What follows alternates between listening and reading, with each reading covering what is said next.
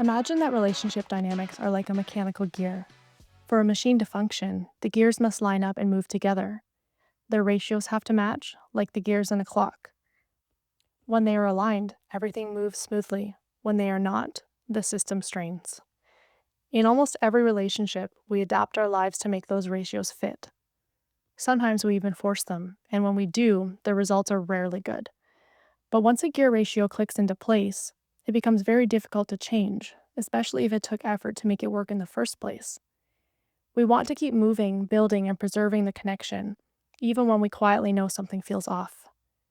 Changing a gear often requires a pause, a rebuild, or an adjustment in size or timing. It requires attention, care, maintenance, and the willingness to move at the same speed. This is what is often overlooked in recovery relationships. When someone enters recovery, they are taking a break. They are rebuilding. They are adjusting their size, their timing, their priorities. They are recalibrating their entire internal system. And when they are ready to step back into the machine of their social life and family life, the gears around them may still be calibrated to the old settings. You will inevitably change in recovery. The gears may not fit together in the way they once did. And when people grow at different speeds, it can create friction, sometimes even a jam. This matters because relationships function best when there is shared direction and some common goals. That does not mean everyone must grow at the same pace, nor does it mean we demand that others change. It means we become self aware enough to recognize that growth shifts the ratio.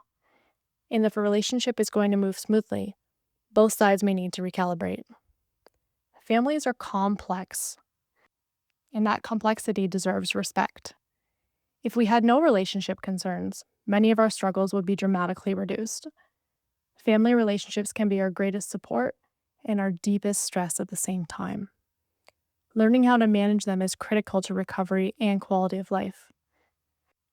Keeping in mind that we are not here today to excavate your entire family of origin or solve past relational wounds.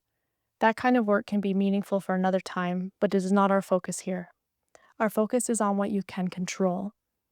We are here to reflect on relationships and how they can strengthen our coping skills, emotional awareness, decision making, communication, boundaries, impulse control, values clarification, distress tolerance, and accountability. Every relationship is two-sided. It is rarely as simple as identifying who is to blame. Taking accountability for your role while acknowledging the other person's role creates a realistic view of what needs to change. That clarity reduces resentment and increases agency. You may have people in your life who impede your growth. Some relationships require boundaries, some require distance. In extreme cases, separation may be necessary. But in many important relationships, skillful engagement can shift the dynamic. Communication is the cornerstone of every relationship. When there are ongoing challenges with family, communication is the first step toward resolution. Before you speak, you evaluate safety. Is the relationship emotionally safe? Is it physically safe? Is your sobriety at risk? Is it aligned with your values? Is this the right time? That evaluation process is a life skill. It requires you to consider your past experiences, your future goals, your knowledge, your beliefs, your emotions, and your values before acting. Then come boundaries. Clear boundaries communicate your needs. They define what is acceptable and what is not. They allow you to move away from behavior that violates your limits and give others the opportunity to reflect and rebuild trust. Boundaries are not about controlling someone else's gear. They are about adjusting your own.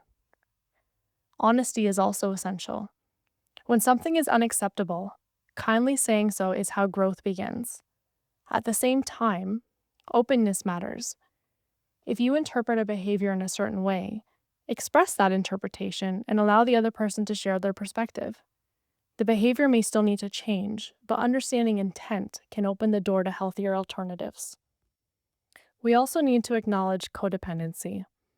Codependency is a dynamic where one person engages in a destructive behavior while the other overfunctions, often prioritizing the dysfunctional person's needs at the expense of their own well-being. In addition, family members often step into caregiving roles that can become maladaptive over time.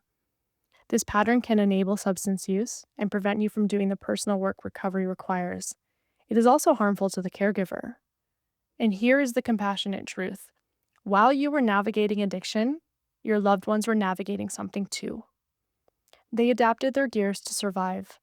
Now you are adjusting yours to grow. We are not here to force the entire machine to change. First, we need to focus on becoming more aware of our own calibration.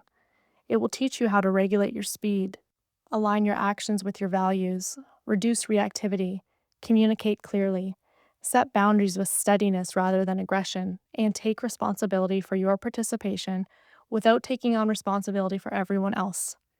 You cannot rewrite the past, nor can you demand that others rebuild their gears, but you can become aware of how you fit into the system and how you want to move going forward.